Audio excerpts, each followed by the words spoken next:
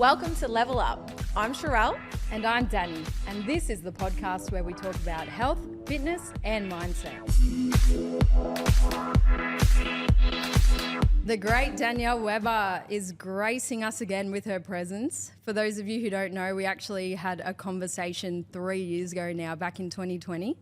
So we are so excited to have you back on. Like, so much has changed in this time for all of us, really. But for everyone, in a nutshell, Danielle Weber is one of the greatest artists that you can ever lay eyes on. Like, your work is next level. For those of you who followed the soccer, the amazing, iconic Matilda's piece in Bondi Beach was your work. Yes. You've worked with The Rock. You've worked with Arnold Schwarzenegger. You just finished a crazy good mural in Chapel Street of Biggie Smalls. Like, every piece you do is wow. So thank you. We are so happy to reconnect. I feel like you said you weren't doing the intro. And I was like, oh my God. I just got starry-eyed. I'm like, I gotta tell her how awesome she is. Yeah. Thank you so much. It's so exciting. I feel like it had been longer, but when you said it's only been 3 years, I was like, wow, we've all crammed so much into those 3 years. And that's probably why it feels like it's been 10 years. I know. I mean, like, the last 3 years has just been like that. Flown. You know, it's just flown. Like, I was like, it can't have been that long ago, but it really was. And so much has changed, which I'm pumped to get into because so much has changed for you, right? Like, the last 3 years for you, like, even watching what you've been up to on socials has just, it must have gone so quick for you. It does. Like, it's weird. I always say, well, even this year, I was like, it's gone slow. And then I'm like, hang on a second. No, it hasn't. It's like this weird balance. I'm like, sometimes I feel like time is just going so fast. Yep. And then when I look back, I'm like, how did I do all of that in that period? So, I think, I don't know. Time's a weird one. It doesn't really exist sometimes because it's just like all days are just merging into one. And then I'll have slow periods as well, which is beautiful. So I think it's always a tornado, but it's just different speeds of tornadoes, I think. Yeah. Busy's a choice, right? Like, I feel like you pick it. We love it. I wasn't going to say busy after that conversation we had before. I was like, I'm not going to do it. It's so true. But obviously, Danny and I have, connected with you a few times and we know a lot about you. But even just for our listeners that might not know you, like, just in a summary, like, who are you and what do you do? This is always a hard question, isn't it? I was like, throw on the deep end. No, so I mean, I started as, I guess people could say, a more traditional artist. I started on canvas about 12 years ago, and then I transitioned into large-scale murals. And I guess through the... And what's a mural? A mural is a painting that is on the wall. So painted directly on the wall. Could be an external building, could be in someone's home. I mean, there's some huge buildings that I've painted, and then you can have little murals that are forever standing. Sometimes they don't, though. With street art, they're not forever standing. So, so I transitioned into them. They're generally larger scale than what you would do a smaller canvas, for example. And then I guess through figuring out business along the way, I've realised there's like a greater purpose in the need to educate and help artists and I guess be a voice for artists because I haven't had that along the way. So I'm in a huge, I guess, another transition phase in which I guess it's me trying to show up authentically and be a little bit more real for people in business because I think you'd probably have these conversations all the time. Like, people see you're up here and you're like, no, like, I'm not there. We're all on the same page, just dealing with different things. So it's sort of like artists come, figuring out business come. Now I just want to be a voice for artists and still try and do everything along the way. So I guess a creator as like more of a general term would probably be. Yep. I've definitely noticed you showing up a lot more on socials. Yeah. Where I'm like, Danielle's just, she's really putting out some great content. Oh, thank you. Yeah. I think it took a lot to get to that. I mean, I think one thing I was literally thinking about you both on the way here, and I have so much respect for you because you're always showing up, and I feel like I think people grow and they change, but you've always been real, both of you, and like it's huge for women, huge, just to show up as yourselves and show up consistently, and even just having a podcast for the long. Like, can I just shout out because a lot of people think it's easy, but it's not. It's a huge commitment, whilst you're still carrying a lot of other people too. So, respect. Right back at you. So, well, this is for you, but I need to take the compliment. No, I needed to say that. It's like it's people I think underestimate that. Yes, and the energy that you have to put out. Yeah, a lot of people see like the highlight reel of everything, right? And they just don't see the years of grinding, which we know that you've gone through, right? Because we were speaking about it 3 years ago about your backstory, which we'll link that full episode in the show notes as well for anyone that wants to listen to that. But for today, like we would love to dive into like what's changed in the last 3 years and even that transition period that you're speaking to now, like what's sort of pushed you in that way and sort of like what's happened over the last 3 years. Yeah. I think one huge, I guess, awakening I've had is, and I think a lot of people think when they get to a certain stage in business or they have a certain win that it will become easier, or, you know, things will come easier and you'll be like, oh, I'll get there and I'll be happy. But what I've realized is like the more you progress, the more you grow, you want more. You're never going to get to a stage where you're like, okay, I'm complacent, I'm good. And obviously the more problems and more like area and room for growth arises. And even when you think, okay, I've dealt with that, you know, when you have a huge highlight, you know, I had another massive career highlight last year and I'm like, I know what it's like on the other side of this. Let's prepare myself mentally. I'll be okay. I won't have a big crash on the other side. And I still fell on my ass for 2 weeks and I was like mentally in a hole. So I think over the past 3 years, I've been really paying attention to that and respect to that. And I'm like, what can I do to show up to make sure that people don't have that rude shock along the way or don't feel alone? Because I think they look at you and they're like, oh, you're fine. Like you're there. You've got everything. Everything's rolling in easy. And I'm like, no matter where you're at your journey, in your journey, everyone's battling the same things on different scales. And I don't think enough people show up because I don't want to take away from, you know, the positive side of things as well. But I don't think enough people are saying, hey, we're all struggling or we're all battling certain things. So I think that's where I'm like, I think it's also an element of imposter syndrome when everyone's like, oh, you're amazing. I'm like, but I'm not because I've got to do this. And I just felt like, I think especially last year was a huge turning point for me when I just felt like a fraud. I remember saying to Luke, I was just like, I feel like a fraud. I'm sitting here crying and I'm putting out content that everyone's celebrating. And I didn't want to speak on that because I didn't want to take away from the impact or the positive impact or the ripple effect that it was having on other people. But so I'm just navigating a way to still share vulnerably, but obviously still impact and inspire people as well, because that's what you want to do ultimately. Yep. Totally. Yep. That was one of the things that we wanted to actually speak about was the imposter syndrome, because it's so common for everyone. But even that piece there where you said like there was a 2-week period that you fell on your ass and like that's a normal thing, right? We see that in competing. Like it's a letdown effect that you get after a wedding, after a show, after anything big that happens. Athletes end a careers. Yeah. Would you mind sharing a little bit about that? And like, was that the catalyst for like all of this now? I think it's been like an abundance of things over the years that have built up, but I just didn't know or didn't have the confidence or maybe thought that people didn't want to see that side of things, especially with like Mic'd Up Mondays.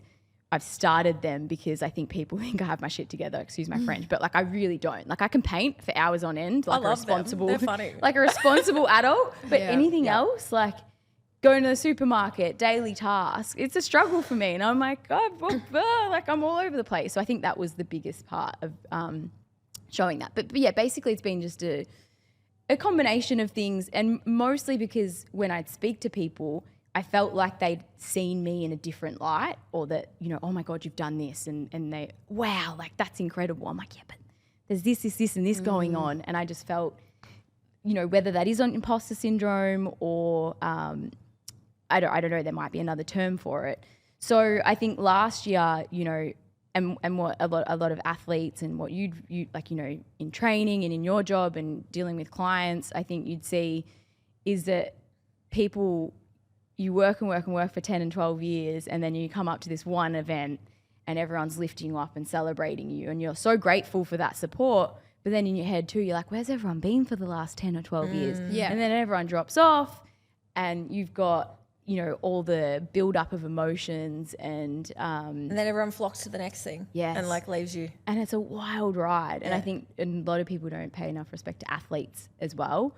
My friends who are athletes, I'm like, are you okay? Like, do you need space? Like in the lead up to, you know, fights or comps, because I understand like the highs and the lows and the intense waves that you ride. So yeah, last year, obviously I had another encounter with The Rock. Incredible opportunity. It was amazing. I'm not going to take away from it, but I was so sick and so deflated on the other side and I had another mental breakdown. So it's so interesting. And I haven't really spoken on it because I just didn't, there's a lot of artists that will see that and be like, oh my God, it's possible. I can make it. But I think we also need to shine a light on like the reality of these things too. Well, how do you harness or how do you work on it? I mean, it's so cool that you're now sharing the low points in your career. It just makes you very relatable. It just shows the reality of what goes on. But like, we'll use that example just before the red carpet, you're dressed up, you're in the car, it's about to happen. Like, how do you keep composed? Yeah, I think I always look back and I'm like, I don't know how. I think it's funny that certain events like that that have happened in my career, similar with the Matildas one. Yep. I don't know if the universe just plays tricks on you, but they always happen with like intense speed and pressure. And I know that there's a lot of people who wouldn't take it on because of the pressure. And if in my head, I'm like, if there's any opportunity that comes my way that I'm going to have the slightest bit of regret for saying no, I'll just jump on it. Because I'm like, you know what? The pain that I might go through to withstand and, you know, execute this is going to be less than me thinking, oh, what if I did that? And what if I missed that opportunity? So I look back and I'm like, how did I not shit my pants on the red carpet? But I think, you're like, where is this going? Like, how did I actually not have a mental breakdown? But I think because things happen so fast and just how they should, I truly believe everything happens how it should. I'm so relaxed and I'm like, I'm just going to show up as myself. And I'm almost in this trance that you perhaps don't even realize what's happening at that point in time until you reflect on it. So, and I'm grateful that it happens like that, but obviously the intense low at the other end, because you're in this huge adrenaline rush, is way more intense.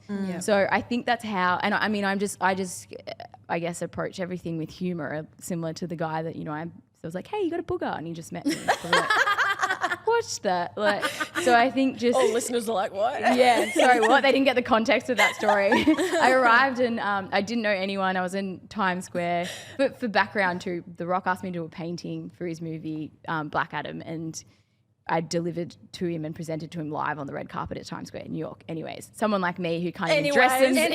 Anyways, let's move on from that. Someone like me who can't dress themselves, you know, to turn up like not knowing anyone there. I didn't know where the painting was. I had no easel. He wanted this big reveal, and they gave me a tiny little piece of black cloth that needed to cover a 2-meter painting. And I was like, where is that going? Yeah. Like, that is a tissue. Like, that is a tissue.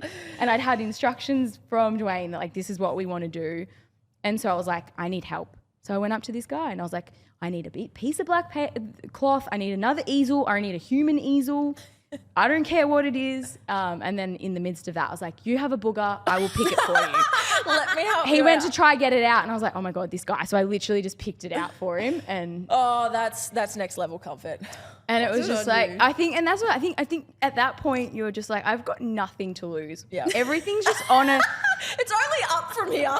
everything's just on a platter. So, you know, and I tend to like steamroll into more interesting behaviours in those situations. So it's just like, well, we better embrace it all. He ended up being my human easel, and he got a pat on the back from The Rock. So, because he was Shout like, out to him. there's 2 people. Yeah, wow. Yeah. He just got a free ride. Yeah. Let's be honest. He got touched by The Rock. Yeah, he was like, thanks, man. I'll let someone pick my booger for that. Yeah. I have a question on that, because you're sort of speaking to, I guess, the crash that you get after sort of any major like successful event.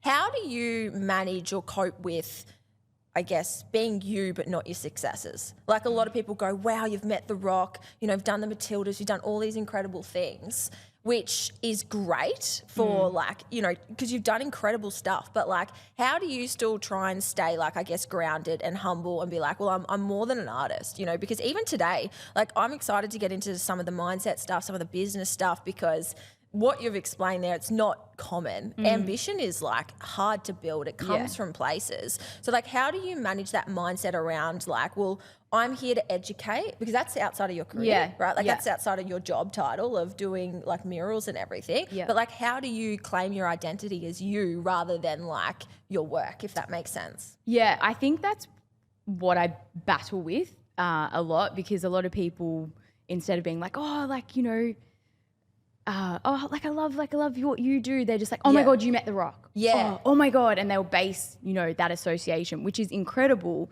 But when you do see yourself as so much more and your purpose is far greater than that, I am uncomfortable when I have those conversations sometimes. So I think it's something I'm still working because I don't want to, like, I guess, shut people down.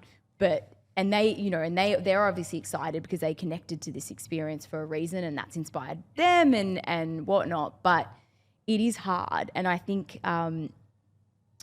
you jump on a podcast and I introed into it because I was like, we'll shine a different light on it. But you jump into a podcast and they just want to focus so heavily on that highlight, and I'm like, but there's so much more to it. So I think there's so much more to you. And I honestly. And I think that's what people realize. You have these highlights and you're like, oh, okay. And I think I've realized that that's not what makes me tick as well. And I think giving to people and helping people and getting the messages from someone's mum or, a kid that said, or children tagging me in their work and saying that they're drawing. And this kid, I'll shout out to him, Apocalypse. I follow him on Instagram. And he's like, my dad lets me paint on the walls because of you. So he literally draws on the walls at home. And it just that's what fills me with joy. These other things will help inspire people along the way. Yep. But I think maybe I don't know if that's a message that I will be able to communicate without, deflating other people's inspiration and things like that. But definitely something I battle with and I get really uncomfortable with when I'm out. Well, I'm guilty of intro. That's the first things I said in the intro, but I suppose my reasons for it, leading on that in a way is just to show where you have been. Yeah. And it sort of gives credit to who you are and it's nice to know, although on the outside you've reached these incredible milestones, it's not a coincidence. You work damn hard. You're so passionate about what you do. Yeah. But even someone who's achieved such milestones still have down days. Yeah, totally. So I can understand. I think it's so important to make those associations because I think people are like, oh, I know The Rock. Oh, I know Arnold. And that's what's amazing. Yeah, it makes you relatable. And because it is a part of the storytelling. And I mean, I put my hand up, I paint people that people can relate to and connect to. That's pretty much what I paint. It's quite commercial in an artist, I guess, as an artist to be painting references of people that, a lot of artists who are pure, I see pure brilliance in them will create their own work and don't need, external inspiration to be able to create. So it's so important. But I think, I'm trying to find that balance of how do we, I think showing up vulnerably now is probably more of a focus. And, Well, I guess it's the same as what we were speaking about earlier, Danny, with a lot of people in the fitness industry associate their worth with their body. Yeah. And it's you're more than a body. Yeah. Do you know what I mean? The body that you represent has layers and layers of other incredible stuff that the world would get just as much value from. Exactly. So that's what you're sharing too. It's those opportunities, you've created them for yourself and they don't just come along. No. So it's about sharing the story, sharing the resilience, sharing the journey that's allowed you to get to that point. And that's often because of a lot of insecurity. People don't share that. And I'm it's such a shame because people love hearing that when they look up to their idols and go, damn, they struggle too. Yeah. It's not just me because I'm shit. That's what people do. They go, why me? Yeah. But then when you can relate to other people, you're already doing that because you're being open and authentic. You mic'd up Mondays and other banter and just showing the human experience of you along this journey and documenting it. That's so valuable. That's what makes people different. Yeah. I think you probably noticed over the years too, maybe I didn't realize the importance of it until you do start showing up and everyone responds and they're like, oh my God, I'm not alone. Because I have my days too where I'm I'm shit. This person's great. This person, everyone has their days. Yeah. So it's really interesting. Sometimes, so I agree totally. You mentioned about earlier, you said it's important for women to show up in particular. Now, is your industry still male dominated? What made you sort of say that? I think so. There's been a huge transition. I think especially over the last 5 years, a lot more women are showing up and banding together as well. And I mean, I think that men have dominated this industry for so long. It's new for them too, and I sympathise with that. Like art? And especially street art, you know. A lot of women are taking over the walls. And I guess the thing is too is we've I guess put a focus on business, which is sometimes why we're a little bit more, I guess, inclined to get those walls because we've put that effort into it. Whereas I think a lot of males that I know, they're like, oh yeah, she'll be right. We don't, you know, we can just go out and bang out some walls. Put work on the business side of things. In general, female artists have been putting a lot more effort into the business side and the structure of their business. Rather than just the work. Rather than just the work themselves, itself. So I think, and for me, I was like, okay, I'm never going to be the best artist. I know that, but what can I do to make myself like a businesswoman as a whole? And so rather than, you know, trying to be the best artist, I've focused on, I was not great at business. I was shocking. I hate it. Like I was like, this is, I'm going to rip my hair out. Yeah. We all know how hard it is, but it was like, what can I do to, I guess, make yourself stand out a little bit more, whether you focus on marketing and uplift your brand as a whole rather than just trying to focus on that work. Because you need everything at the end of the day to be able to make it or make anything of it. So, and that's what I think is amazing. So I think it's female artists have been really channeling like being boss women in business. I'm here for it too. Best time alive to be a female right now. 100%. Let's be honest. Yeah. And I think even just like I've said this, I think in this room a few times on a podcast, being on building sites, you know, 10 years ago versus being on building sites now, the conversations have shifted. You know, I still get really crappy comments every now and then, but for the most part, I feel like there has been a positive shift. And, you know, people are calling people out on things and it's becoming not okay to, you know, have to talk to someone different because they are, you know, they are a female or they are a vocal. But yeah, showing up authentically in business as well and like showing other women that you can do it. I think we used to be so scared to, you know, like even me, like I'll burp and stuff and I'm like, whatever, like guys do it. Yeah. Who cares? Talk about you know? business. Is there anything for you that stands out from those days, like 10 years ago being on, I could imagine, I mean, the catcalling. It would just like, is there anything that stands out for you that you can remember where you're like, something needs to change? I got not blamed, but if something would go wrong on site, they would ask me before they would ask other people. I'll be like, oh, did you do that? Like I remember someone ran into a wall with a scissor lift. And he didn't ask anyone else. He came to me and he's like, was that you? Female doesn't know. And I was like, so bad. What? No, I don't know how to drive a scissor lift. And I just drove it straight into the wall. Like, and I was just like, have you asked anyone else? But I could just tell, like it was so direct. And I've laughed off a lot. I've laughed off a lot of situations, but there's too many to name of situations where I'm like, I know for a fact that even just coming up on the street and, you know, sharing opinions that are not wanted and having conversations because they, you know, feel like they're entitled to stop you working. And if you don't talk to them, you're a bitch. Like, oh, you're a bit rude, you know? And I'm like, well, I'm actually working. So. Lighten up, love. You know? Well, and it's funny because it happened a couple of weeks ago. I was having a conversation and this guy goes, I was friendly. I gave him 10 minutes and then he just goes, oh, so, you know, is this your real job or like what, you know, like what do you do? And I was like, no, like I've just taken off work to come and work here. Do you know who I am? That's what I would say. Seriously. The people around me, like Alessandra and a couple of other people started laughing. And because I was like, taking the piss and he goes, oh, what's funny? And he's like, oh, it's not very nice for you all to laugh. Like I was just asking a question.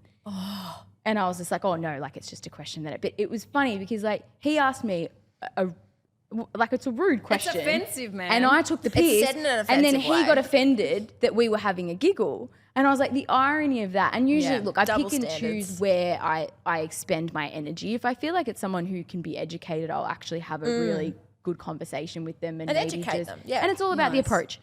But if I feel like it's someone like, you know, I don't want to waste my time, But look, I think just the comments, like you missed a spot and like, you know. That would be annoying. I could do that. Oh, you use a projector, that's cheating. And usually I'm just like, here you go. It's cheating. I'm like, here you go. I'm like, here's the brush, you go and you do it. Oh, no, I didn't mean it like that. So, you know, sorry. Like, and I'm like, so just the comments. And there's a lot of conversations that in general, and I know like there's a lot of women in this field that say the abuse and the what you cop as women on the streets does not happen as much to men on the streets. So it was really interesting. It doesn't They happen just feel anywhere. like they can. They're like, oh, it's a girl, vulnerable. We'll go up and, you know. Yeah, it's everywhere. I feel like any female in business, you have to have thick skin. Oh, you do. You have to. You got to be able to take the comments. You've got, because what, you respond and you're the bad one. Like, and then it's like, oh wow, like that look one, what she that did. little shift that I took, and everyone had a giggle, and really it was like a light-hearted comment. Yep. And he goes, you know, if I said that I worked here, would you laugh at me? And I was like, well, all of a sudden you're the bad guy.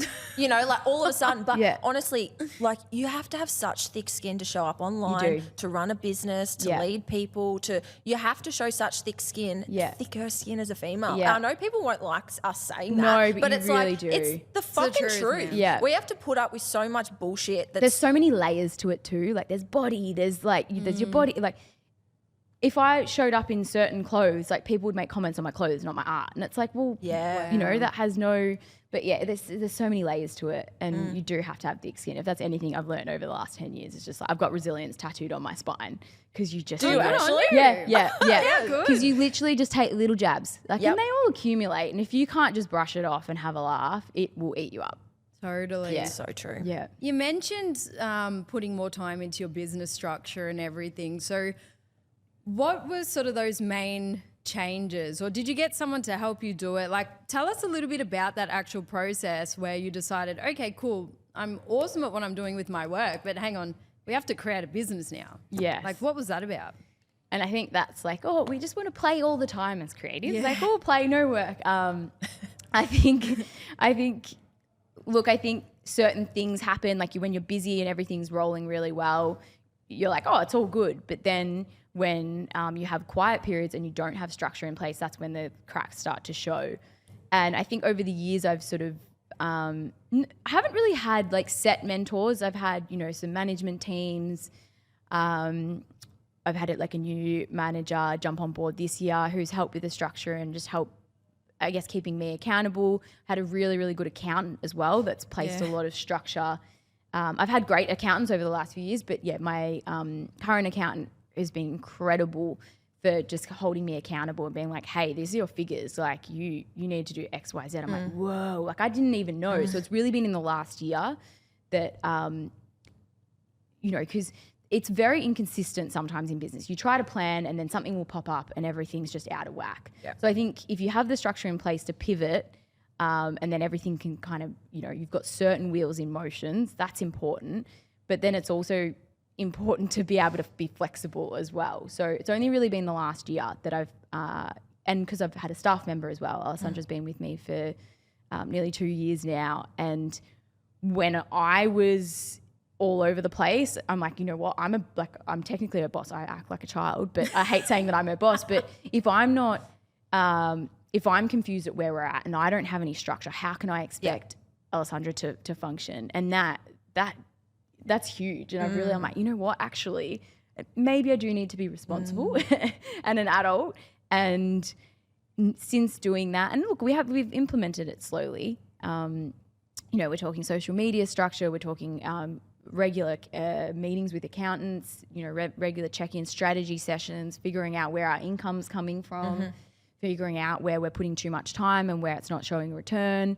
And yeah, just having those meetings and keeping everyone accountable, and then I can set tasks accordingly as well. Was there a point that you got to where you were like, something needs to change? Like whether it was, what was that like? I was putting my savings into my business to keep it going. And that wasn't too long ago. Yep. Where you're like, shit. Yeah, I I'm need like, to oh focus. shit, that's not great. Yeah. Well, it's very common for creatives, right? Yeah. Like I'm exactly the same in terms of like, I need other people to structure me. Yes. I'm not very good at Yes. structuring Yeah. myself, where you've got to be able to realize. But Exactly. usually everyone has that point where it's like something happens and you're like, far out, I need to do something different. Yeah, I'd had a crazy good few years in business, and then maybe I'd perhaps just focused on the wrong things for a little bit long. The thing with The Rock happened. I lost my momentum. People would think that would bring a lot of attention. I think it almost did the opposite. So I had not a lot of work lined up and I was like, we're in trouble here. And one thing is, you know, I'd built like a really good relationship with Alessandra. I was like, that's one thing I want to keep. So how are we going to do that? And yeah, we're in a different position now, but I think that's also good to note that you can have like incredible years in business, but nothing is certain. You still have to work so hard to keep that ball rolling. And then I had a really, really hard year that I was like, okay, something needs to change. Yep. Well, that's the piece that I'm saying it's not common. No. It's like when something happens, there's two choices. You're like, something needs to change and I'm going to fix this. Or people just go, this is too hard. And you pick a direction. And that's what I'm saying is like, you got to have that at the root of you, something like giving you that like it's amazing what you can do when you've got no choice. It's like over here, I'm dipping into my savings, got no choice but to grow through this. Otherwise, I'm just going to go backwards. And it's sometimes a rude awakening, and that's why I think like ego in business is just not great. Because if you have that ego and you're like, no, I'm not going to tell anyone, or I'm not going to reach out for, like, I think you just need to be stripped back of all of that and say, hey, be humble. Be humble. Help me. Like, what am I doing, you know? Never too high, never too low. And I know that, you know, you can have your good years, and I've always been aware of that. Like, when everyone's like, oh, you must be doing really well. I'm like, I'm still hustling. Like I'm a creative. What do you think I was like? I'm going to be an artist. I'm going to be a millionaire. Maybe when I'm dead, but like not now. What do you do then from a business structure? Because it's so different to, I guess, what I would say in fitness, it's very common to have recurring revenue where you have clients that like pay weekly, monthly, or subscribe. Membership based. Very common to have that, or like regular. Whereas with artwork, it's was it hard to predict work? It is so hard to predict work, hard to predict income, and I think really hard to predict when you're going to get paid too. Especially depending on, you know, you could have like hundreds of thousands of dollars outstanding in jobs depending on the scale of your business. But I think that's where, you know, I've brought in the print side, which is like the online business, which is a little bit of passive income. We can obviously control how busy or how, you know, quiet that is. But figuring out other forms of income that can give you that breather. Like the next few weeks, I've got a little bit of downtime. I've got a couple of limited edition drops coming up that they can tick away with passive income as well. So it's really just, and it, you know, it's important because okay, you might get paid $50,000 for a mural, but that gets eaten up in business. You can't just be like, oh, cool, sorted for a year. Exactly. You know, it doesn't work like that. So I think it's just always being on the front foot and not getting comfortable in that. And that's where I want to sort of build out.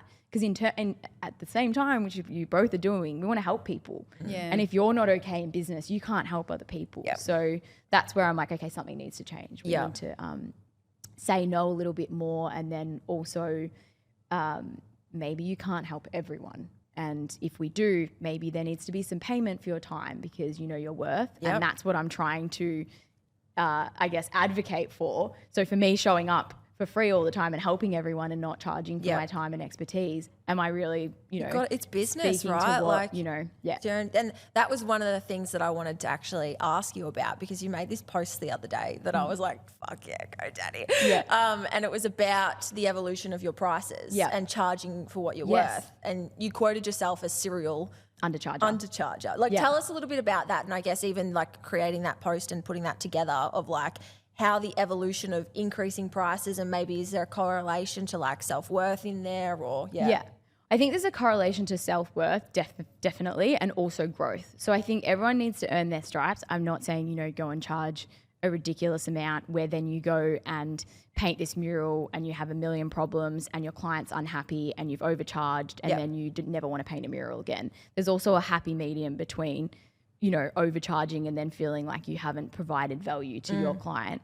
But there has, like, I mean, my first painting, was $40 that I sold, you know, and now I won't sell an original less than $6,000. They start from that. So I think the reason I'm highlighting that is, one, to show that you need to be patient in your journey. Two, we all undercharge and undervalue ourselves sometimes. I must say too, because when people ask me like, how do you charge? I'm like, at the end of the day, you need to be happy and not feel resentful. Like, nothing else matters. People are going to say, someone said, oh, you're still a serial undercharger. and other people will be like, wow, you charge too much. So no one's going to agree with your pricing. Like that's the simple as You that. said it. You need to be happy as a creative. If you walk away from a job feeling resentful and that you don't want to paint another mural ever again, you've not charged correctly. Yeah. So I think growth and self-worth like sort of, I guess, trickle along together. And as you grow, your self-worth grows. And I have base rates now, which I won't go out for any less than that, because I know that if I'm not getting paid that, I could be working on my business or helping other people or working in my studio. So, and that's where I guess that self-worth comes from. Yeah. You got to charge what you're worth, and you've also got to feel like it's worth your time. 100%. And we all do a better job when we feel like we're getting paid well for it. Whereas like if something's for free, like you said, sometimes I'm like, I'm half-assing this. I don't feel like I'm actually providing something that's worthy of it. And I think doing it's a so disservice important to yourself and your client. And that's what I try to say to people, like, hey, you probably don't want, you get what you pay for at the end of the day. It's literally, that's that old chestnut. Exactly. Yeah. Hey guys, if you're enjoying the episode, please share it with a friend or share it on your socials, and don't forget to tag us. And you got to change. I suppose we've all been through that, and we all will still forever go through those feelings of putting our prices up. And you said it before, like, charge what you're worth, but then also people's story around money. Like a lot of people see them selling a service to be salesy or, but you're delivering such an amazing service with the underlying value to help other people. So we deserve an exchange in money for our efforts and our help. So I think as soon as people change the language around it, like, I deserve to get paid because that means I can actually help more people. Yeah, I think it makes it a lot easier. Yeah, definitely. And that's why I say to people, I'm like, you know what? Would I go spend $10,000 on a mural right now? Probably not. And I'd paint murals. So everyone values things differently. I don't expect you to want to pay that for a mural. And if you don't, like, go get a print. Go get a canvas. Like, I'm not saying that, everyone needs to value the same things. We all value different things. So, and I think that's where people need to like detach that's separate, compartmentalize that. And so it's an interesting one. It's a choice. Has anything, like, obviously experience and like your evolution as an artist has grown a lot. So like naturally your prices are going to increase to correlate with that. But has anything else changed like in that period since you first started painting to maybe now that might have influenced that? The change in price? Realizing that, like it's a business and that I need to be paid, and by getting paid, more, I can then help other people. More. And I have big goals for developing a platform where, all creatives can be a part of and access resources and, an online platform. I want to educate through there and streamline that. Because at the end of the day, like, one-on-one mentoring is great, but that's helping one person rather than, 1,000 people or 10,000 creatives. So, and there needs to be more support. We don't have enough support like that. So I think realizing that over the years, that the more, I know my worth, I can then translate that into helping other people. It allows you to reinvest, right? And that's something that I was probably similar to what Danny was saying. I was like, I used to say it to you, I used to hate taking money. Remember? I said this thing and it's so weird. I'm like, I don't want to take people's money. And then I'm like, earning money as a business gives you oxygen to feed and grow the vision of what you're actually trying to do. And the more money, the better everything you get, because the better people you can hire, the better resources, the more stuff you can develop and design. And the more work I put in. The more people you can build up around you and help around you. Exactly. And the thing is, like, I don't even take a wage. I haven't like, I here and there if I need, I'm like, oh, cool. But most people don't realize the money that you do take in business is like straight back in some way, shape or form. So it's not a negative thing, but I used to be really funny about it too. And they're like, oh, how do I charge this person? And like, they forgot to pay. Don't worry about it. Yeah. Danny's like, what the hell, guys? No, it's huge. It's huge. It's very like that common. relationship around just being like, okay, it just changing that. I guess, attached, like that stigma that's attached to money. Exactly. Yeah. I think selling is still a really hard, like being like, buy this, buy that, I struggle with. But I think there's ways that you can do it as well. In your own tasteful ways and marketing like what you're doing. Obviously that's been a part of like your pivot with business is being like, well, I need brand awareness. I am my brand. I need to market it, make myself more valuable and all of those things, like naturally do it because of course, people buy your work because of also not just the incredible work, but who you are as well. Yes. Like you are your brand, so that all correlates. Well, that's I guess what I've realized, and it's a rude shock because you're like, why? Like people don't really want to know about me. They don't want to know about your story. And then obviously as the years went on, I'm like, oh, okay. When I buy into someone or when I buy an artwork or when I sign up for a membership, I'm like, oh, I'm investing in them. Yep. And then I realized like what I was doing. I'm like, okay, other people are the same. That translates across, all careers and things like that. Yeah, you get to relay the vision and the story. We can't just have a painting sitting here. Like it'd be beautiful to look at, but it can't tell your story. Yeah. I mean, you've got an original. I do. Yeah. I do. It's hanging up in the house. I was thinking that. And she paid for it. And I paid for it. Yes, exactly right. No, I can put my arm up. I've been holding him down. Have I got spots? Is it there? No. I was like, I've put it down the whole time. We're I'm not like, sweating. shit. And then I was like, you know what? We had a conversation that you'd tell me, so I'd assume that, Yeah, no, we'd tell you if one of us was sweaty or big sweat. Majority of people. button popped open before. Yeah, literally, my button popped open before. It's all comfort over here. I want to ask something just about the mentoring, and we see it a lot in our industry where people are they've been a trainer for a year, then all of a sudden they're a mentor, and it's a bit premature. Like business coach next minute. You definitely have to earn the right to mentor other people. So, what led you to go, yep, I'm ready to teach other people how to do this? That's exactly why I struggled to start this in the first place. So I'm like, I've been in business for 10 years. I don't know anything. And then a decade. And then I saw people who had been, in business for a year. And I'm like, where'd they get their confidence from? Can I borrow a bit? Because I don't know where. And good on them, all power to them.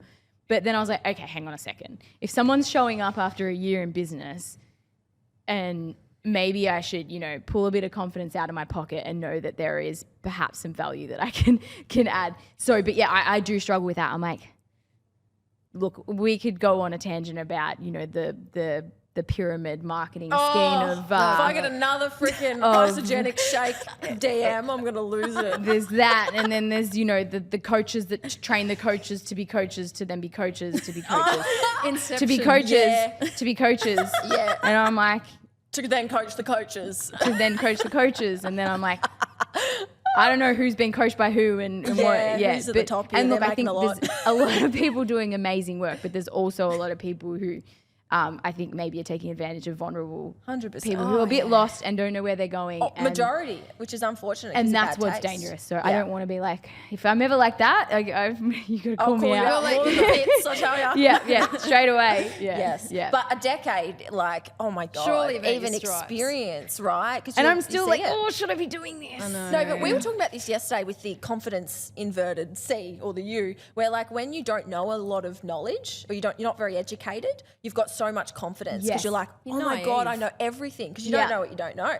And then the more that you get educated and the more experience, you're like, you are humbled. Oh shit, I actually don't know as much as I thought I knew. Yeah.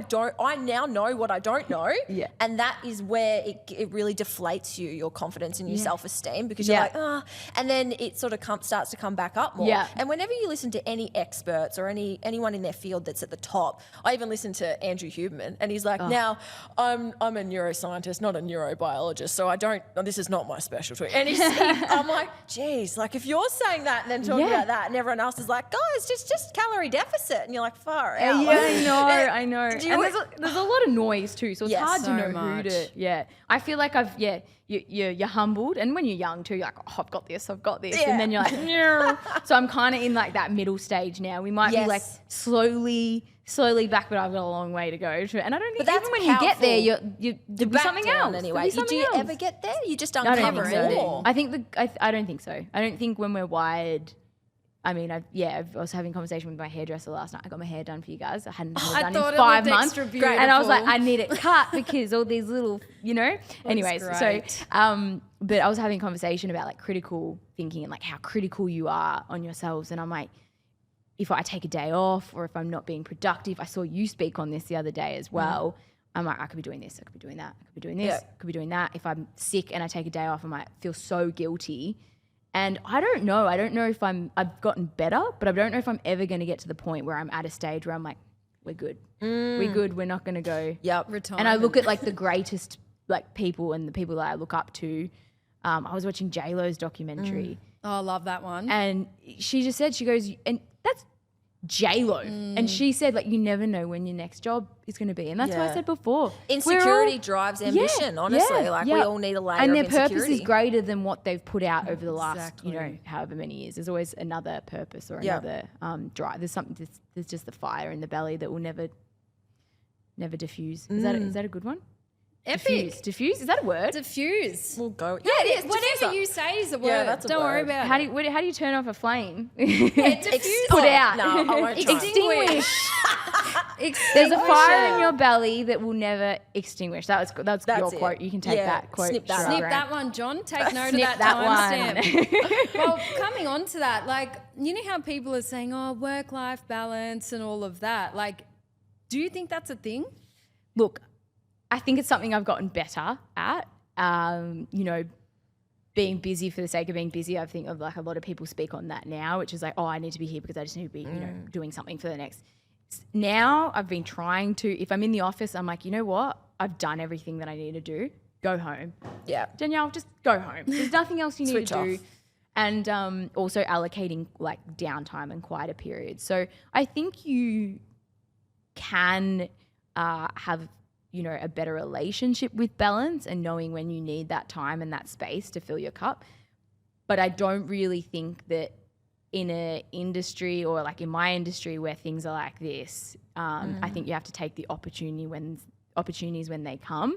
And sometimes that just doesn't allow for work-life balance. I would have missed so many opportunities if I was like, oh, no, haven't had a day off today or haven't had a day off in 2 weeks. Sorry. You take the work when it's there, you're grateful for it when it is there, and then you can take some downtime when you can. Something that I've learned in business is that you don't get to choose when the breaks come, and the opposite's true as well. So like when the breaks come, you take it. Yeah. It's like if I've got a couple of quiet weeks, like don't grind if I don't have to, because I know that there's going to be periods where I do have to work 7 days a week and really push myself, and I need to have like the stamina there to be able to do it. I need to have that cup full to like this whole 5 days on, 2 days off bullshit is not for, it's just not. It's too forced. It's too forced. If I want to work on a Saturday, I'll work on a Saturday. Yeah. Do you know what I mean? Like, and there might be days where you don't feel like doing anything. You're like, you know what? I'm just going to have a day. Yes. I'll have a day. But Sundays, sometimes I'm like, cool, Sunday. Like I know you've said sometimes like your Sunday's like your Monday. Is that? Yeah, get like, organised. and I'm like, it's actually so good to get organised and then start the week. And then some like like some Thursdays I'm like, like, I might take a bit of a slow day today. And I think, just listen to the body. Like when you're hungry, it's telling you hungry. Like we invented a working week. Humans invented a working week. It's not a real thing. We just invented it as a society. Yeah. Yeah. Yeah, exactly. And how do you find, like how long have you been with Luke, your partner? 7 years. 7 years. Yes. Like, how do you find, because we all go through this. I hope I got that right. I was actually asking him the other night. I'm like, is it coming up to 8 or is it 7? I think it's 7. Yeah. Yeah. We'll go with call 7. it 7. We landed on 7. We landed on 7, but like driven women, there's a stigma around, the man needs to be the most driven, and we kind of like bless all our partners. I know. For letting us do our thing. But how do you maintain not just even your relationship with Luke, but friendships? How do you find that balance? Because I know your days can be huge. How do you spend time still with your loved ones? I think we've all learned that if you don't have people around you that understand, it's our work is and our purpose is far greater than any other relationship. So it's always going to look. He is a priority, and I think you just need to be around people that understand and uplift you and support that vision, and literally support it wholeheartedly like you do. Because if they don't, they just won't understand it, or have a vision of their own that is, that is great as well. So I'm so fortunate that like my friends, my family. There's some people who don't understand, and if they do, I'm like, you know what, I'm just not going to, and maybe that's a friendship that will be left in the past. So at the end of the day, if someone needs me, I will be there, but, I've missed plenty of birthdays, I've missed plenty of things, and everyone's generally really understanding. And Luke is hands down just like the greatest best friend like I could ever ask for, because he's never, and one agreement that we do have is like, I've always said, you will not hear me complain about work or exercise. Those two things that you can do as much as you want, and you're bettering yourself in your business, and you can work 100-hour weeks and you'll never hear me complain. And I think as long as you have solid communication around that and an understanding, I just said, no complaints about work, exercise, and no drugs. That's all you ask from me. Yeah. Nice. Simple as that. Sometimes not much to ask for, not is so it? simple. Apparently it is, for other people who are like, oh, as if you wouldn't let your partner do drugs. I'm like, that's just not something that I want. Yeah. But in saying that, the communication around that has always been clear. And he will, I'll be like, hey, I'm going to be home late tonight. Or, hey, I won't. Sometimes I don't see him. Like if I'm working in Sydney, I don't even speak to him because I don't have the capacity. And we have that conversation. Like I'll be like, I'm on a 20%. He'll go to talk to me about something. I'm like, are you going to go on a big story? Because I've got nothing. I'm like, maybe tomorrow. Bandwidth. love this. And I just say that. Yeah, and then good. sometimes he'll be like, D, you just need to calm down. Like, okay, cool. Yeah. And he'll be like, I've got nothing. And we just communicate. Like he's been doing marathons and things like that. And I'm like, how are you? Like, are you okay? Can I do anything? Give him space when he needs it. We live very independent lives, but also very in tune with each other's lives. Yeah, that's great. Yes. I think as well, obviously 7 years, you've been doing this for a lot longer. Yeah. But he's sort of grown with you, right? Yes. And that's something I think about. Luke and I were together before anything. Yes. So it's sort of like... I love that yours is like Luke Yeah, and Luke Luke. and Yeah. Daddy and Daddy. Paul, you stuff this up. 2020. Now I've got someone going on. But it's so different because I'm like, oh my God, if I was single now, it'd be really hard to find someone to Yes. put up with my shit. That's the way I feel. But when someone grows with you, I feel like they know, you can go away to Sydney and you don't have to talk. No. I've sent I sent a photo to Luke of this costume when we We're were in shop. Lombard. She sent zombies to him. Do you know what I mean? I don't talk to him really either because I don't have to. Do you know what I mean? But I can go home and it'll all be fine. But if there was if anything was really high maintenance, and that's the same with friendships, right? I love low maintenance friendships where it's I'm being really busy. Hope you've been well. And they get it. And they get it. But We you don't catch do up the at small same. talk. When you've got a business and you need the capacity to outdo so many things, it's not the hey, no, don't do that. Don't, you know how I'm going. I'm probably ask me about the mooning weather. you on Instagram. My ass is in your face. So literally, don't ask me how I'm going. If there's something wrong too, I'm not taking away from the fact that friends and family are really 100% supportive. mid-energy. Totally. But I think let's normalize having incredible relationships, but they are incredible because you respect those boundaries and you just have that communication. I have this one friend, and bless her, but she knows that I don't check any notifications on Facebook because it's just manic on there. But then people invite me into events and they're like, oh yeah, we've got this thing on tomorrow night, and I'm like, what? I missed it. Who does Facebook events? Honestly, Sorry. normal people. But she'll message me. She'll be like, hey babe, just letting you know this is on this date. I don't know if you've seen it. And I'll be like, thank you. 'Cause so much. It gives me anxiety knowing that I'd if you miss forget stuff. something. Yeah, if there's a message and I'm like, I just don't see it. Yeah. And you feel so bad. I'm like, if it's not on my calendar and it's not in my emails and it's not starred and you don't tag me in monday.com, I'm just going to miss it. The worst is when they're like, oh, we didn't invite you because you're too busy. I'm like, if you need me somewhere, true. I'll be yes, there. if you got my mobile number, please text me. Sometimes families are like, oh, we didn't take because you're busy. I'm like, if there's a family event or something important, I will move everything out of the way. That busy chestnut again. Yes. You're not we all have time, we all have capacity, but you just need to. That's so nice. Bless. We need to. Yeah. We need to have but more I'm friends like, like people that. that You're a lot of effort, understand. Sherelle. Yeah. People that understand though, that I know, they get it. They get it because I know, and it's like you're saying, not everyone does, and it's okay. Would never expect it. No. Either. Definitely not. Yeah.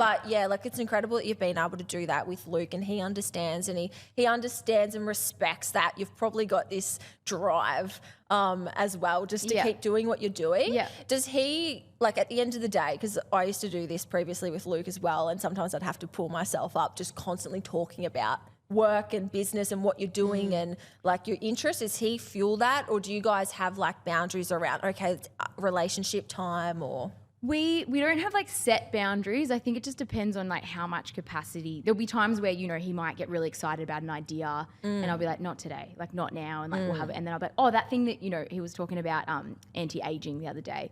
And Ooh. I'd been doing Botox? No, I've seen all that stuff. But it was tablets and things. Yeah. I think it was maybe Huberman or something like that. One of those podcasts, and he gets really excited. And I was on the way home. I'd done a massive mural bender. It was a 14-hour day. And he's in my ears and I'm like... About anti-aging. I was like, Luke, are you going to talk about anti-aging right now? And he's like, oh. And I was like, can we save this one? I'm like, not now. And he's fine. He's so fine. And then even yesterday I was trying to do something and I was like, just give me 5 minutes. And I could see he was driving. He was like, So he's a bit like you anyway. yeah. So we're the same. We're literally the same. And then I was just like, okay, I'm ready. He's like, oh, that took me. It was so hard to be quiet. Like it's just funny. Bless. Yeah. And there'll be times where he's like, D, like you're here and I'm there. So we're really good balance. But it's we don't have those set boundaries. But he may also say like, hey, we haven't spent quality time together. Yeah. Like, do you want to watch a movie or do you want to do this? And or like if he feels like I'm not present, he'd be like, are you here? Like, are you there? And I'm like, or I'll tell him like, I'm not here. I'm not present. My brain's elsewhere. So you've got a language around it, which is really cool. Yes. Yeah. I think that's so important. Yep. So important. So how do you go watching movies? Oh.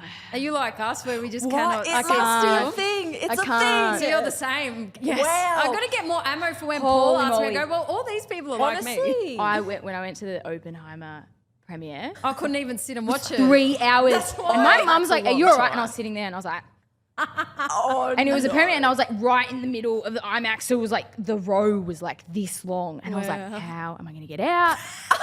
Did you get invited I need to to it? exit. Yeah. Oh, so you And I was couldn't like, say, sorry, I I can't need to come. exit. I'm busy. There's been other events I'm not even going to say, but I had to leave one recently because like Alessandra looked at me. She's like, you okay? And I was like, yeah.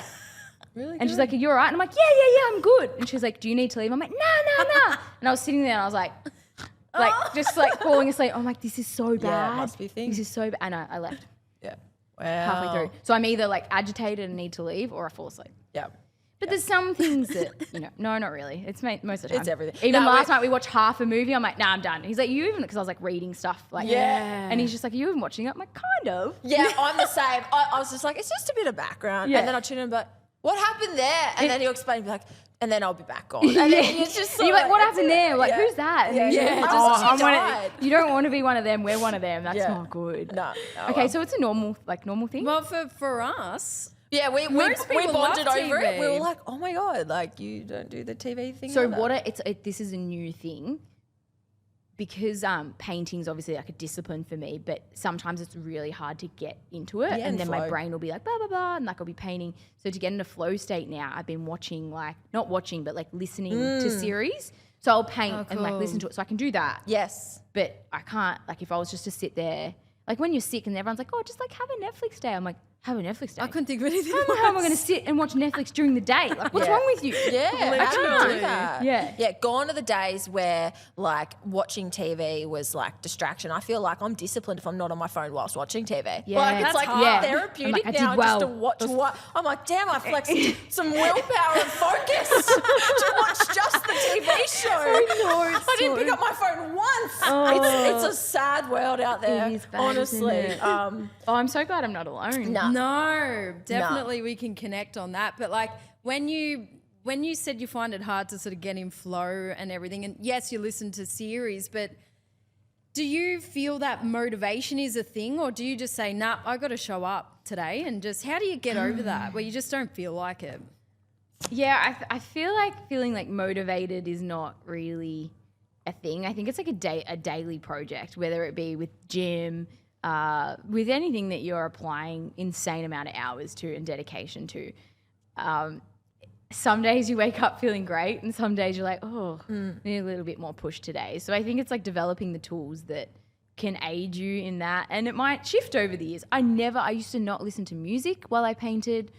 And I was excited to paint, and I'm always excited to paint, but it takes me a while to get there and to actually pick up that paintbrush. I will find things to do that I don't even know exist to not pick up that paintbrush, even though it's a thing that I want to do. Yeah. So do you paint when you don't feel like it? Do you paint when you're sometimes I have to. Yeah. Yes. Deadlines. Wow. Yes. That would be hard because being innovative and creative, like I can't even make content when I don't really feel like it. Like you force yourself, I guess, but It's I just don't know. another discipline. Yeah. So I mean, do you train when you don't feel like it? True. So true, Yeah. isn't it? You fucking go. get your ass to the gym. Yeah. So how do you get that? Like what kind of music and series do you put on? Is it So I've learned that if I have really, really big days and really busy periods, podcasts take a lot of energy because I'm actually like listening to and learning. So now I've stopped doing that unless I have like really chill days and I'm painting and I can be in the studio. So the new thing is watching like series that don't take too much, like just shit. Like comedy? Shows. Like just lighthearted things that I lighthearted. don't have to watch. I can just listen to and roughly follow the storyline. And that obviously quietens the noise in my brain and allows me to like create for longer periods and be more productive. Gym, like 100% just going. And if anyone talks to me about work at the gym, I'm sorry if anyone that I train with sees this, but I'm just generally like shut it off pretty quickly or talk about it at the end of the session. All good ideas come up at the gym for me. Yeah. I mean, I try not even think about like work, which is interesting. So like I'll ponder things, but I'll try not to like, I'll just be like, I'm just here to get it done. Yeah. Gym's huge, like meditation, using that as a tool. But I just treat it as a daily project. If I try to like implement strategy too much, then the next week I'm like, I'm bored. Let's do something different. So it's basically, I just consider it as another discipline. Like, and that's why I know I can't, some murals are locked in and I can't just turn up and be like, sorry, I don't feel like painting today. Well, they'd be like, What if it's like pissing down rain? That's another discipline in itself. Oh, so you still gotta go out there and do it. Yeah, like, I mean, doesn't the wall get wet? Excuse my ignorance. yeah, no, it does. It was funny because I just think you just get it done. Like it's just another layer of you just comes out. And Les was looking at me. You know, we had to draw up this wall, and it just starts bucketing. And I'm standing on top of the ladder. I'm trying to wipe the ladder so I don't slip off the ladder. I'm like up on the thing. I'm just trying to do the text. We've got like a projector out too. It's in the middle of Chapel Street, and it ended up freehanding the rest of it. But I was like, you know, we're gonna have a good crack, and I was just drenched. But yeah, it's just all part you of just it. get it done. But technically, you're not supposed to paint in the rain if it's bucketing like that because it runs. And then obviously, I was drawing with a pen, and then it starts running down the wall, and I'm like, oh my god! So I'm like wiping it off the wall. And I'm like, nah. Yeah. So it's just, you know, it's a whole nother beast. Just like doing anything, isn't it? Though it's like motivation. I know a lot of people say it doesn't exist, but it's more about like how you can curate it and get yourself motivated. Because it's what makes you tick. How do you get there? Yeah. That's been. How do you guys get motivated? It does get to the point where you just have to do it really when you don't want to. But listening to music and just pumping yourself up just for that moment. Little G up, little happy dance. I feel like not feeling motivated is a symptom rather than a cause. Yeah. Like it's an outcome of something not going the way it should be. So when I'm not motivated to go to the gym, like I love going to the gym. Yeah. Why am I not motivated? Yeah. So it's usually an outcome for me. It's like, well, I'm burning myself out. Like I'm doing something that's causing me to not want to do something I normally like. Yeah. You know, and that you're just getting curious about that. And that is, you doing it too much? Like, do I need to? Do I need a break? Do I need to deload? Do I need to take the pressure off? Do I need to stop trying to work and train at the same time? And sometimes you're in those periods where you do have to do it. So it's like, okay, we're going to, and now we know what we have to do on the other side to like fill that back up so you're not feeling, you know, unmotivated. Yeah. Totally. Good juggling act. Yeah, exactly. You give me the eyes. We're going to start wrapping it up, I reckon. We got two questions that I really want to ask you and make sure we've got enough time. So we'll spitfire them. Give it the first. No, don't say spitfire because people just think that it has to be quick. It's not quick. Okay. No, we're just going to we're not spitting fire at you. I just meant like relay them Let's just wrap it up with two awesome we've got questions. two questions that we would love to ask you. And the first question is, shut up, Danny. Me, not You've been told. You. I'll take that. I need that. The guest to shut up. I generally need to be shushed. Yes. But what failures do you cherish the most? Failures. Ooh. Failures do I cherish the most? Or a time that you thought was a failure. Like, it could be like a mistake or something happened. Like that really sucks, but then it worked out to actually put you on a great path. Specific event or anything that comes to mind. Failures, hardships, mistakes. I think failures in showing up as a good person, because they still pop up now and they remind me of like who I want to be. And sometimes I've even reached out to people that have perhaps mistreated, whether it be 10 years ago or 15 years ago. I think, so like failing where if I ponder like, why was I like that on that day and why did I show up like that or not show up with empathy? I think, those failures that I see within myself is like, you were not a great human and you could have done that differently. I value them a lot because you can use them and those lessons in business and in any way, shape or form. Luke is very good like that, you know, showing up with empathy and not getting, just because you think so critically of yourself doesn't mean you can think critically of other people. Who are you to, you know, think like that of someone else? So definitely, where perhaps I'm not, like I think like, sorry if I have treated anyone badly or, you know, and that's obviously growth. So that, I think failures in business, I don't see them as failures because they're all lessons, but I mean, getting to a stage where, you know, my business's wheels weren't in motion, a lot of people would see as a failure. And I just think that I'm really grateful for them because it obviously means that something's not working. And generally you come back firing bigger and better than ever. So it's, I value that a lot. You know, there's been things that don't sell. You know, I had like an NFT collection, the market dropped and it still hasn't sold out. And some people would see that as a failure. I'm like, can we normalize, you know, things not selling out and being a pioneer in business where you actually don't know what's right and wrong and not being like, you failed. A lot of people would see it as, but like, hey, I've probably taught myself and a million other people a lesson of like how to do it next time. So yeah, a lot of value in those lessons. And I used to see them as failures and now I'm like, nope, happened for a reason. Let's move on. Absolutely. Yeah. I 100% agree. That's awesome, by the way. The first one completely resonate because let's be honest, we all grow up. Do you know what I mean? Like we've all done shit that we're not proud of. It's survival of the fittest when you're younger, though. No one's perfect. Like people just walk around and like they don't acknowledge that. Like we've all done shit things as shit humans at certain stages because that's just what we feel like we have to do, and we're just doing the best that we can with our maturity level and situations at the time. But that feeling that you get where you're like, oh, I just wasn't my best self. That's what fucking makes you good and show up in the way that you want to be remembered for. And I'm, you know, here's not to say we'll probably all continue to make mistakes and show up how we don't want to. And good lesson to be like, okay, that was like a little failure within myself, but we can just not do that again. So we learn from it. And I love the second one too because like even the word failure, I don't know if I see it negative anymore. Failure to me is just an end. And I'm like, you know what? Technically, that thing there did fail.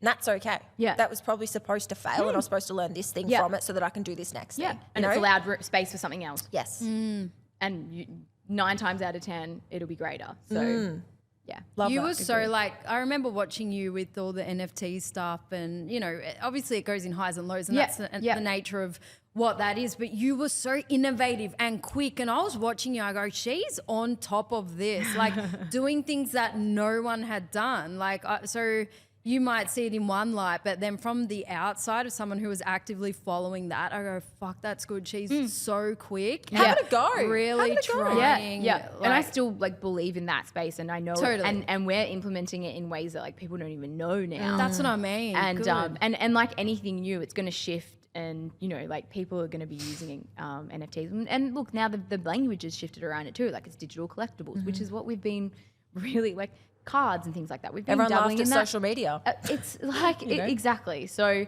but yeah, thank you. Because, you know, awesome. and that was a time where I was like, well, if I don't try it, I mean, I've walked this journey alone for like 10 years. So I'm going to be a guinea pig in this space too. And if it works, it works. If not, like, I don't want to be the one to be like, oh, I didn't try it. Should have done that. As I always say, if the regret's going to outweigh the pain that it might take and, you know, the things that you lose along the way or here and there, if that's going to outweigh that, then I'm going to dive in because, we don't want to live with any regrets. We literally have no regrets. None. Zero. No regrets. How good's that? Like, Nothing. if you can honestly say, I have no regrets. Not many people can say that. No. Most people are like, I wish I did that. I wish I went for it. But then they didn't take opportunity when they could. And life gets on because I think you have like time and opportunity. It doesn't wait. If something's there, you have to jump in before you've got other responsibilities, other commitments, family. Like, and I'm not saying you can't do it with those things, but it complicates it. Yeah. And everyone's like, oh, I've got time. Like, I'll do it. And I'm like, you actually don't know that. You don't know. You don't know that. You really don't. We're getting all philosophical here. But no, really, I can honestly say, you know, there's been things like I've had conversations with family and they're like, you sure you don't regret that? I'm like, nope, made me the person I am today. Like, good. So definitely not. Yeah. Lucky last, I reckon. So if there was one piece of advice that you could give your younger self, so go back, you can talk to yourself when you're a little girl, what would you say?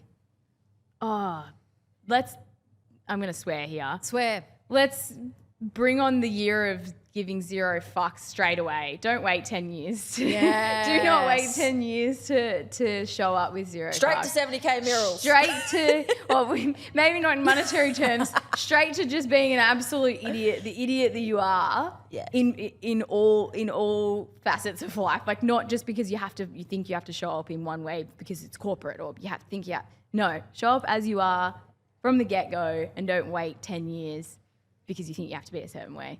100%. Yeah. Love that. Yeah.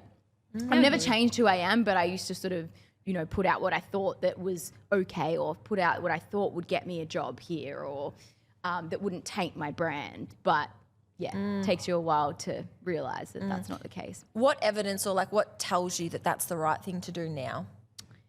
I think if you're putting out, if you're showing up as you attract what aligns with you and what you want to attract, or what I have certain values and want to put out certain work.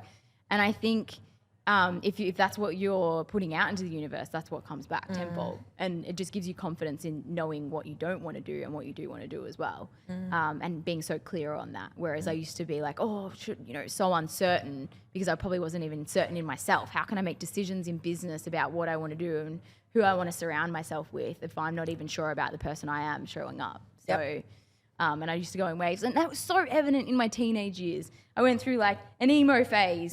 I was like, had the muzzer haircut with the mullet, and Danny's probably like, remember that one. You know, I went through so many stages of like different identities and just trying to find yourself. Who you are, like we all do. But when you do find yourself, like show up. You know, and we're still obviously growing and everything, but and maybe I didn't have the capacity to show up like that back then. But if you can, do it. We're loving seeing like you and your personality on social media, and that's why we picked you, because we haven't had a guest on in this setting before, and we're like, okay, we might stuff it up because it's our first guest, but who is someone that is just so down to earth that we're going to feel so comfortable having a laugh with? And it wasn't even a question. We're like, we need to get her back on. So because you've just showing up being you, we just felt so comfortable. Yeah. You know, in our times of uncertainty, we're like, we got to get her on and just have a great chat. So. Yeah, Good and choice. it's so hard to like even connect with and just even hear from other women, especially in different industries. Like just everything's transferable, like everything's applicable, everything applies. It's all the exact same principles. It doesn't matter what niche you're in, what chapter you're at, what space you're at. Like having a learner's mindset, being humble, and even just someone that sees business as a marathon, not a sprint, in a world where, you know, ultra marathon. Let's just highlight that. It's an ultra marathon. It's a lifelong marathon that's going to outlive you if you do it right in the right way. Rather than, you know, your couch to 5 that no one actually ever completes. It's about realizing what it actually is, right? Yeah. It's so hard to find people, and, you know, you walk the talk and you do all the things that, you know, are going to get you so far. So I'm excited. Another 3 years from now, I reckon. Yeah. Pencil it in right now. This day, 3 years. Lock it in. Perfect. Yeah. So where can our listeners find you, stalk you, learn more about you? We love the stalking. How Stalkathon. Yes. Across all platforms. So Danielle's artwork across Instagram, Facebook, Twitter. Hang on, I always miss these things. Oh no, Twitter's a bit different. DW Artworks, because they don't have enough letters on Twitter. You probably found that too. Yeah. And then what else? We've got TikTok. We've got LinkedIn. I love LinkedIn. I'm a big advocate for LinkedIn. What else is there? God, Website, every platform. www.daniellesartwork.com. Bit of everything. Discord, are you still doing that? Still on Discord. I don't pop up as much. Threads? Did people? I saw your post. Threads. I love a bit of threads. Yeah. So she's on everything. Threads here and there. Everything. So we'll just link everything in there. Everything. All of the above. Whatever platform you Either prefer. I think below. the thing. Everyone has different tastes, so it's Yes. YouTube a little bit here and there. Yep. Whatever floats your boat, guys. Just search her up Have a and search. have a look. And, like thank you for just Thank leading you. in your industry too, because I can only imagine like, let alone the lack of creators, but that are on socials, but then also females that are also leaders and role models in their space. Like it's hard in any industry. So thanks for coming on the show and even just sharing your story, because it's been incredible to chat with you. And we're excited for the right next back step. at you too. Thank you for pioneering the space and inspiring the masses. It's amazing. Thank you. Love you, gals. Love. Love. Awesome. Love. If you're enjoying the podcast, please leave us a 5-star review and hit follow so you can stay up to date with our weekly podcast.